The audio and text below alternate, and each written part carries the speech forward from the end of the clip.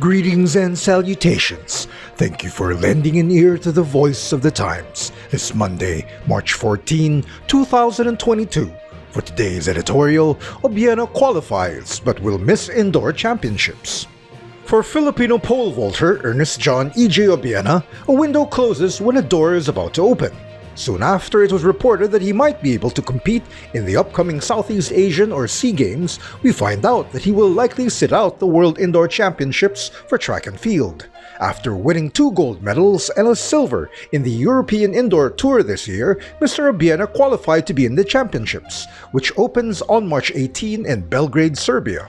But his mother federation, the Philippine Athletics Track and Field Association, or PATAFA, did not endorse him for the competition because of an ongoing issue concerning liquidation of funds.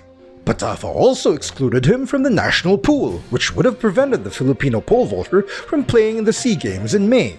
Fortunately, the Philippine Olympic Committee intervened and recently added Mr. Obiena to the delegation going to the Games. Still, uncertainty remains because the host country, Vietnam, has final say on whether he will be allowed to compete without the endorsement of his federation. Mr. Obiena has a better-than-average chance of winning medals at both the European Championships and at the SEA Games. Currently, he ranks 5th in the world and holds the 4th best jump in the European Tour this season. The Filipino who currently holds the Asian record in pole vaulting outdid his best jump recently, clearing 5.91 meters.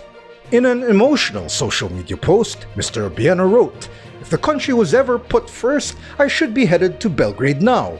But I am not. I will watch it on TV like millions of others. I will see other nations take the medal that the Philippines should be winning. I shed a tear now with a heavy heart, but not just for myself," he added. "I shed a tear for my country.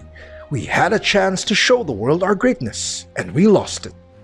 We sense his frustration. Remarkably, though, he still wants to represent the Philippines. Madness! PATAFA's stubbornness seems indefensible. It insists that Mr. Obiena submit to a mediation, but it is not acting in good faith by refusing to retract its allegations of estafa against him. Initially, PATAFA alleged that Mr. Obiena failed to pay his coach, Ukrainian Vitaly Petrov, even after receiving funds for it. But Coach Petrov contradicted the allegations in a press conference, also saying that he was tricked into defaming Mr. Obiena.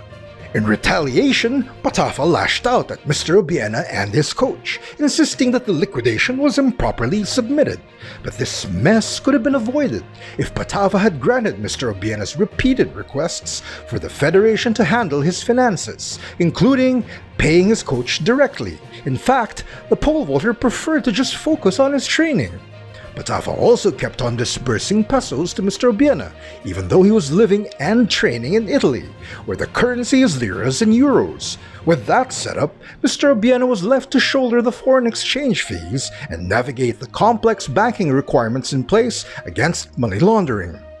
While the dispute drags on, PATAFA refuses to recognize its prize athlete, and the Philippines loses opportunities to win more medals, which bolsters national pride and inspires Filipinos to also excel in various endeavors.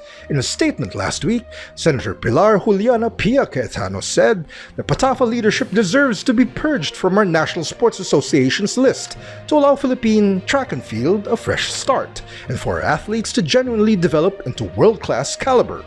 She added, "The questions they raised surrounding the payment of Obiena's coach have all been answered, and yet their desire to wreak havoc on Philippine sports and this young man's future continues." The senator described the situation as madness. Indeed, why are we undermining ourselves and our national interests?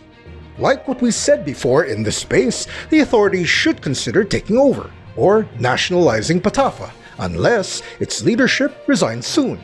This petty squabble has already become an international embarrassment for the Philippines. For the country's sake, enough already. And that's editorial for Monday, March 14, 2022. For more news and information, get a copy of the Manila Times on print, subscribe to our digital edition, or log on to www.manilatimes.net. Follow us on Twitter, Facebook, and Instagram, and listen to The Voice of the Times.